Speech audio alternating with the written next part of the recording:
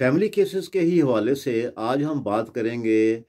Family cases में उठाए गए हलफ की कि जब भी कोई मुद्दई चाहे वो खातून है या कोई मर्द है यानी कोई बीवी है या शौहर है या उसके गवाह होते हैं जिनको विटनेसेस कहते हैं, जब वो अदालत में अपने केस को साबित करने के लिए बयान देने आते हैं तो बयान देने से पहले उनसे हलफ लिया जाता है। कोर्ट हलफ लेती है। वो उसके अल्फाज ये होते हैं कि मैं जो कुछ कहूँगा या मैं जो कुछ कहूँगी सच कहूँगी, सच के अलावा मैं कुछ नहीं कहूँगी। अगर मैं सच ना कहूँ या मैं कोई झूठ बोलूँ या अदालत से कोई मैं बात छुपाऊँ तो अल्लाह पाक मुझसे नाराज़ हों।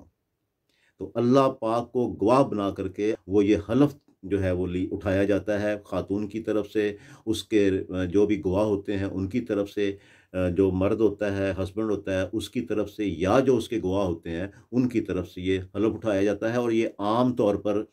जो केसेस होते हैं नानो निफ़्का के यानी कि खर्चे के केसेस होते हैं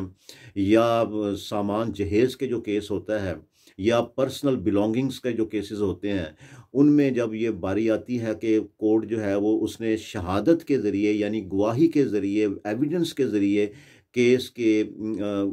आखिरी स्टेज पे यानी फैसले पर पहुंचना होता है, तो उसके लिए दोनों पार्टीज़ को, चाहे वो मुद्दई हैं यानी जिन्होंने दावा किया उनको या जिनके खिलाफ दावा हुआ है, मुद्दाल है, इन दोनों को एविडेंस में से गुजरना पड़ता है, शहादत देनी पड़ती है अपने अपने मौक़िफ़ को साबित करने के लिए। फिर जो है वो बाद में अदालत जो है वो उस उन दोनों की शहादतें देख करके, गवाहियाँ देख करके, जो उन्होंने स्टेटमेंट रिकॉर्ड करवाई होती है कोर्ट में, उसको देख करके फिर वो फैसला करती है कोर्ट, वो जिसके भी हक में उसने फैसला करना होता है।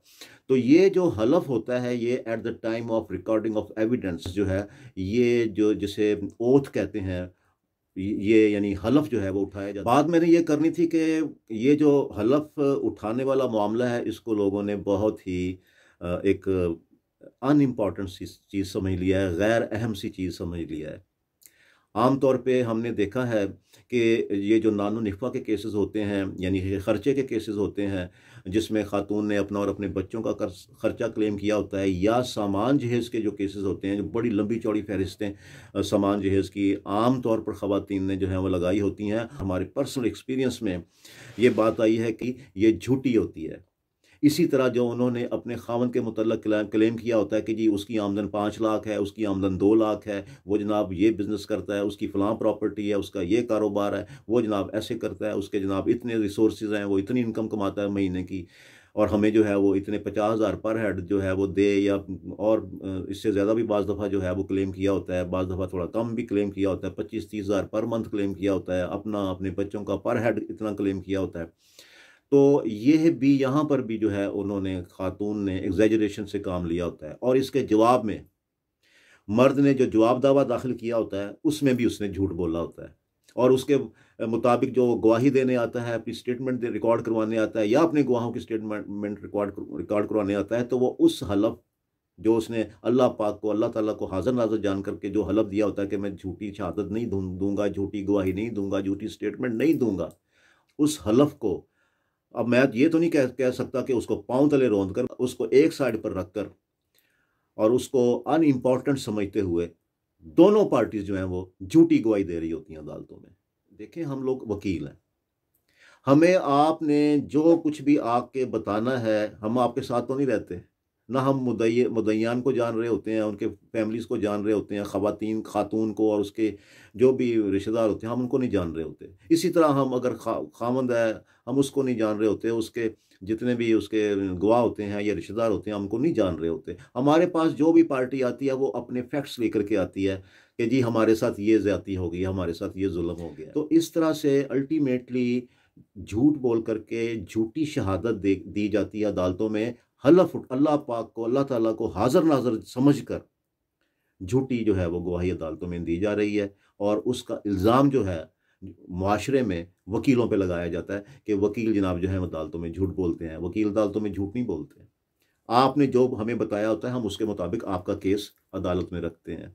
झूठ आप बोल रहे होते हैं, झूठ पार्टीज बोल रही होती हैं। कहना मैं ये चाहता हूँ कि देखें, हमें नहीं पता आप झूठ बोल रहे हैं, सच बोल रहे हैं। खुदा के लिए आप जब हमारे पास आएँ अपना केस तैयार करवाने के लिए, अपना केस फाइल करने के लिए, चाहे आप खातून हैं, चाहे आप मर्द हैं, प्लीज़ अपनी अना को, अपनी ज़िद को और दूसरे को नीचा दिखाने वाली जो एक होती है ना, एक अना और एक ज़िद और एक ईगो जिसे कहते हैं कि मैंने इसको तंग करना है दूसरी पार्टी को, इसको मैंने नीचा दिखाना है और उस ज़िद की वजह से आप झूठे क्लेम और झूठी शहादतें अदालतों में दे रहे हैं। प्लीज़ इससे जो है वो अपने आप को बचाएँ, क्योंकि जब आप ये झूठ बोल रहे होते हैं, झूठी शहादतें जब आप अदालतों में दे रहे होते हैं, तो असल में अल्लाह ताला की नाराज़गी को हम लोग जो है वो उसको हम ऑन कर रहे होते हैं और ये अल्लाह ताला की नाराज़गी फिर हमारे तक नहीं, हमारी ज़िंदगियों तक नहीं रहती, हमारे जो आने वाले मामलात हैं सिर्फ़ वो ख़राब नहीं होते, बाज़ दफ़ा अल्लाह ताला की ये नाराज़गी हमारी नस्लों तक चली जाती है। क्योंकि मैं तो लॉयर हूँ और लॉ के हिसाब से बात करूँगा, केसेस के हिसाब से बात करूँगा, तो मैं आपसे रिक्वेस्ट करता हूँ, चाहे आप ख़वातीन हैं, चाहे आप मर्द हज़रात हैं, जो भी हमारे पास आए, प्लीज़ आप हमारे पास सही वाले क्लेम, सच्चे claim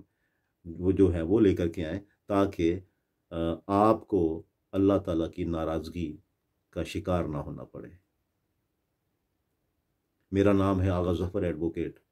I am from Lahore. अस्सलाम वालेकुम।